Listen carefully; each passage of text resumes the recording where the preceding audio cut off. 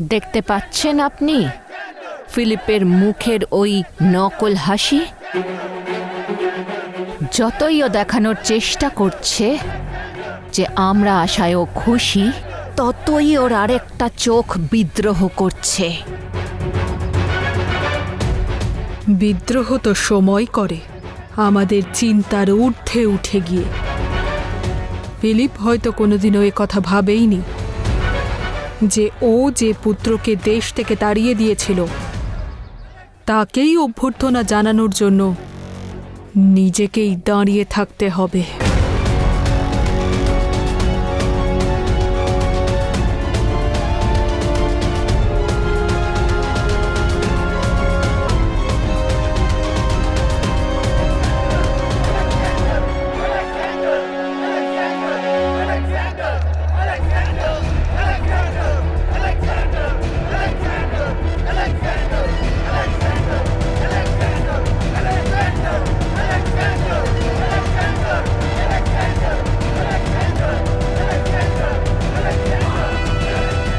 আমি দেখতে পাচ্ছি তোমার চোখেও তোমার বদমাইশ মায়ের মতো আমার সিংহাসনের ওপর লোভ রয়েছে, কিন্তু তোমার মতো অসতের সিংহাসনে বসার অধিকার নেই। শেষ করে ফেলো ওকে আর ওর মাকে।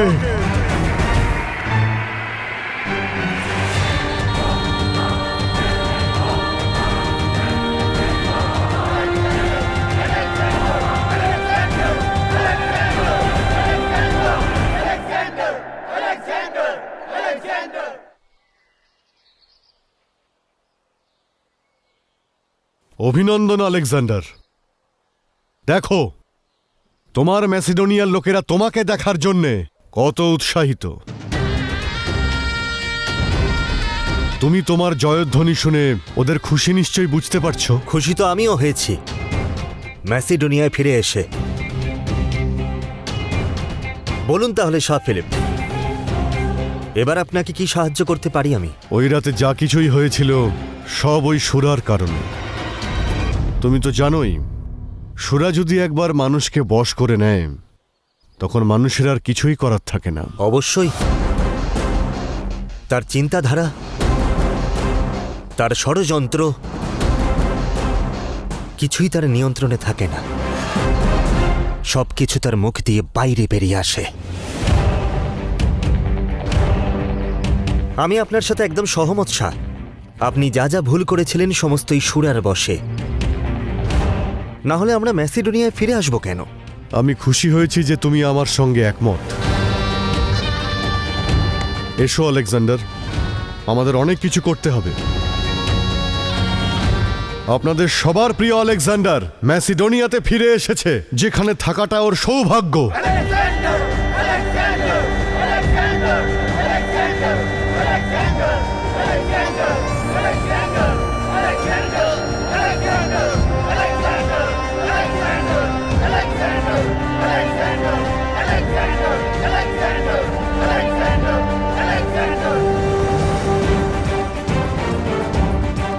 ম্যাসিডোনিয়ার ভাগ্যের কাহিনীতে আলেকজান্ডার আরো একবার ফিরে এসেছে।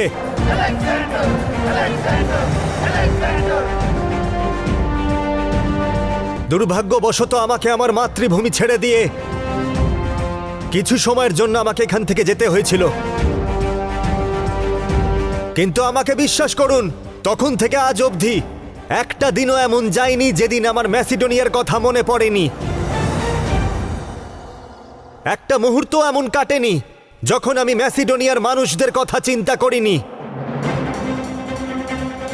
ম্যাসিডোনিয়ার সন্তান আমি, আর আপনারা সবাই আমার আপনজন।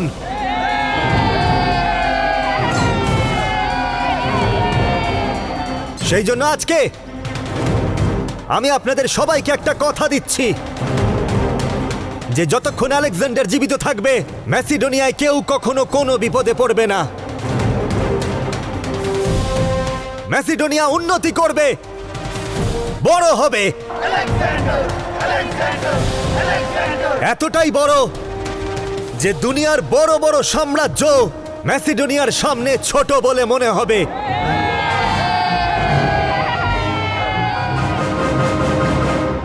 এতটাই বড় যে তারিখ যদি কখনো ভুলেও যায়, এই পৃথিবী ম্যাসিডোনিয়াকে কোনোদিন ভুলতে পারবে না। পুরো পৃথিবী একটাই নাম বলবে, ম্যাসিডোনিয়া।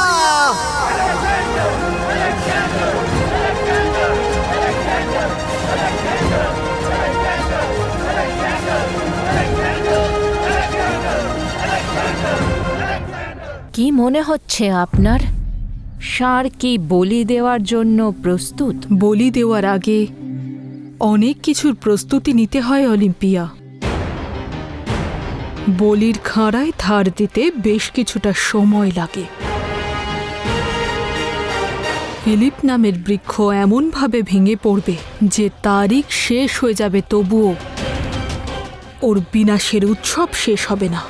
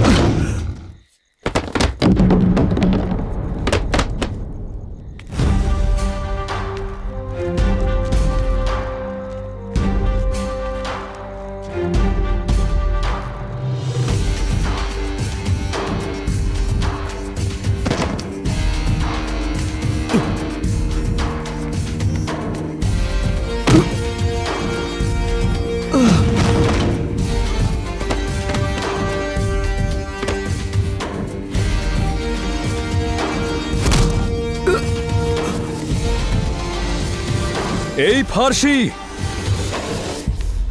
ভারতীয় বস্ত্র পরে আমাদের সঙ্গে ছল করেছে, আমাদের নামে কলঙ্ক লাগিয়েছে এই ব্যক্তি। কিন্তু এই কথাটা ফার্সিদের কি করে বোঝাবে যে শুধু বস্ত্র পরলেই কেউ ভারতীয় হয়ে যায় না? ভারতীয়তা একটা সংস্কার, এটা সেই ব্যবহার যা এক ভারতীয়কে ভারতীয় বানিয়ে রাখে। আমরা তোমাদের অতিথি ভেবে তোমাদের স্বাগত জানিয়েছিলাম, আর তোমরা আজ সীমা উল্লঙ্ঘন করেছ। এবার আমি তোমাদেরকে তোমাদের সীমার মধ্যে নিয়ে আসব। কি পুরো ফারুসকে ধরে ফেলেছে? হ্যাঁ হুজুর, আর এখন পুরু ওকে শাহ বমনির সামনে নিয়ে যেতে চলেছে। আমাদের সমস্ত পরিকল্পনা ভেস্তে যাবে, আর আপনার সমস্ত পরিকল্পনা শাহ বমনি জেনে যাবেন।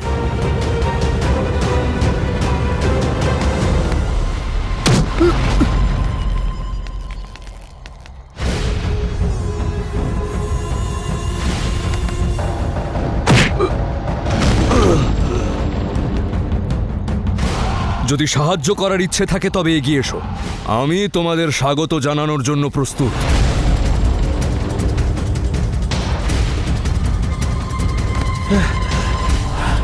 আজ আমি তোমাদের ফার্সিদের ভাগ্য নির্ধারণ করব।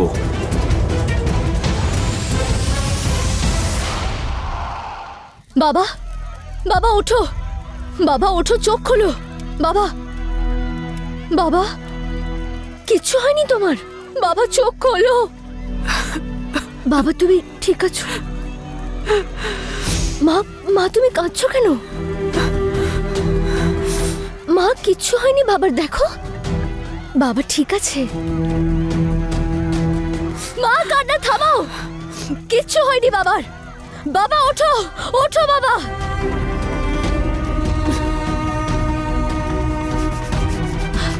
কিচ্ছু হবে না তোমার।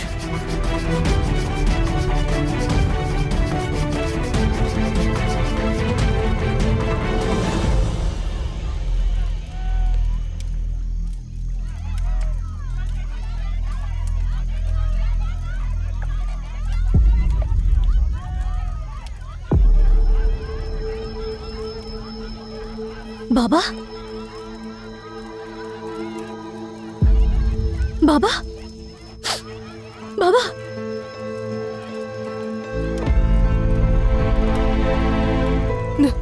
দস্যুরাজ, বাবা, আমার দিকে তাকাও। এখানে আমি আছি, মা আছে, দাদা আছে, আর পুরো পুরো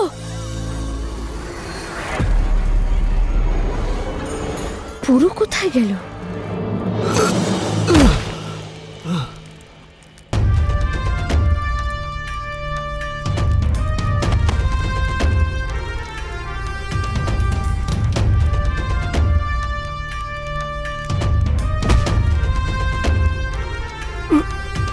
সময় এসেছে মহারাজ বম্নির এটা জানার যে ব্যবসায়ীদের নয়, সাপ পুষেছেন উনি।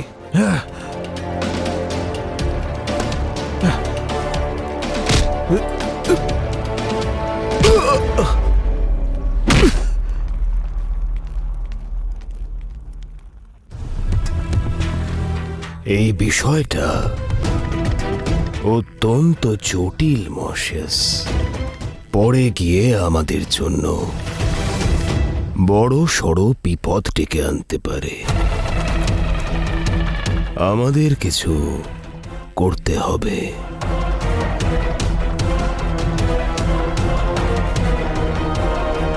মহারাজ বম্নি এখন কোথায় আছেন?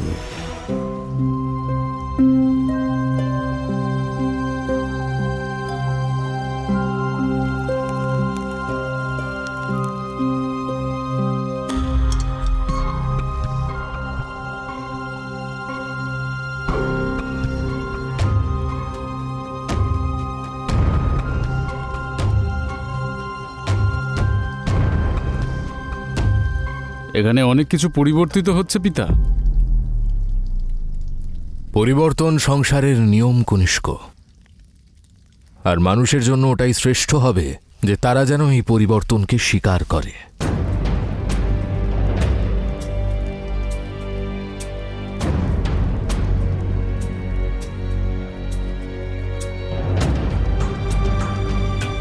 মনে হচ্ছে আমাকেও একা ভোজন করার অভ্যাস রপ্ত করতে হবে পিতা। কারণ হয় আপনার ভোজন করবার ইচ্ছা নেই, আর নয়তো আপনি কারোর জন্য অপেক্ষা করছেন।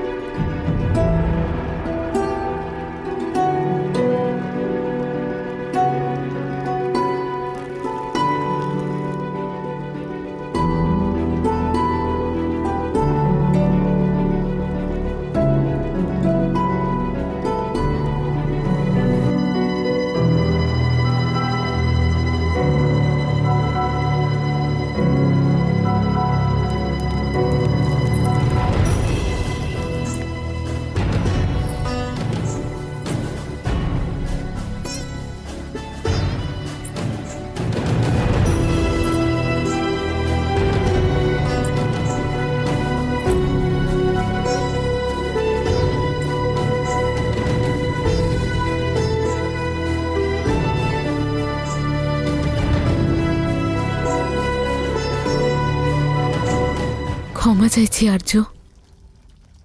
ওই এত বছর পর এত সব পরিধান, তাই একটু সময় লাগলো। এতে ক্ষমা চাওয়ার কি প্রয়োজন আছে? প্রস্তুত হতে একটু সময় তো লাগেই।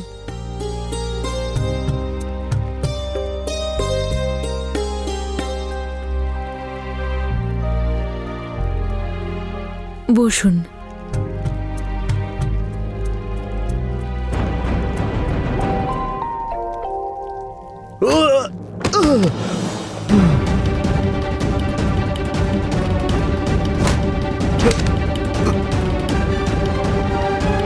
দস্যু লোকে হওয়া দুর্ঘটনার শব্দ এত ভয়ঙ্কর ছিল যে তোমার গলার স্বর আমার কান পর্যন্ত পৌঁছায়নি।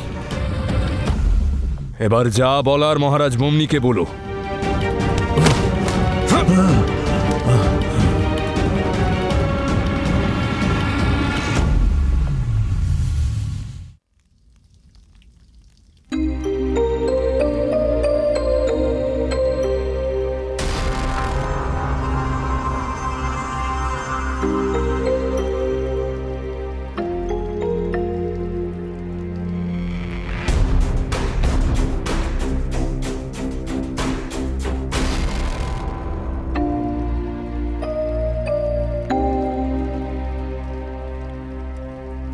আমার আর খিদে নেই মা। দাঁড়াও কনিষ্ক। কনিষ্ক,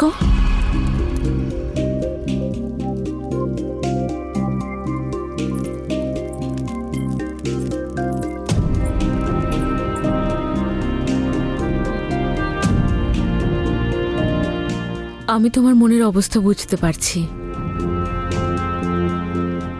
সংসার হোক বা পরিবার, হঠাৎ করে আসা পরিবর্তনকে মেনে নেওয়া একটু কঠিন হয়।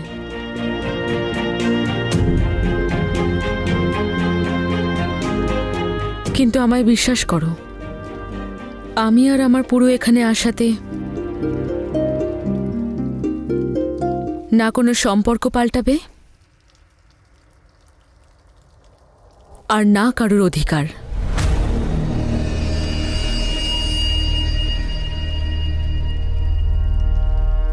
মহারাজ বমনি,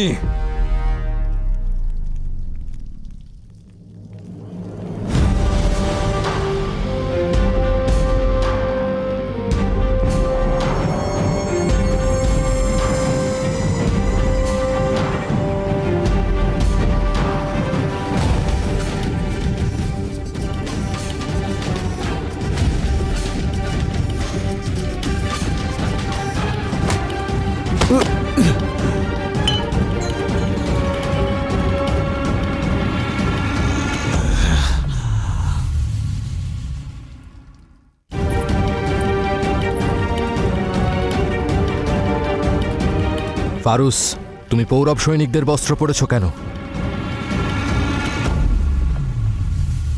পুরো এসব কি? সব বলবো মহারাজ। আগে ও এখানে আসুক, যার এখানে আসার অপেক্ষা করছি। কে সে? আপনি সবটাই জানতে পারবেন।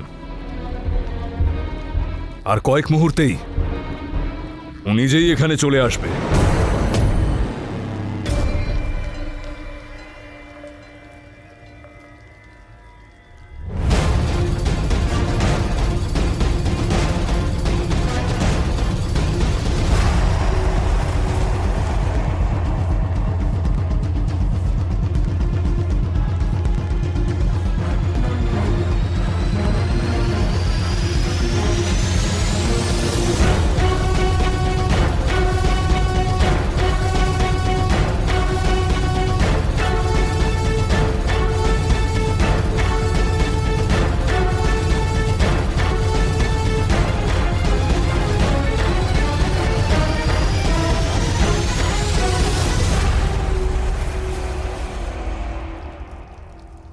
আমি ওনার জন্যই অপেক্ষা করছিলাম।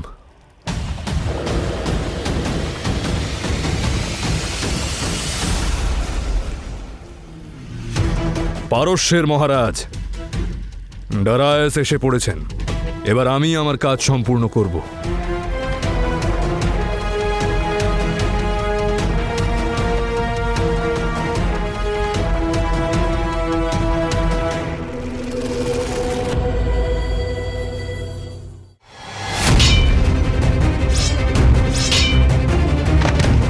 পারস্য আমি জয় করতে যাব, আর তুমি এখানে ম্যাসিডোনিয়াকে রক্ষা করবে।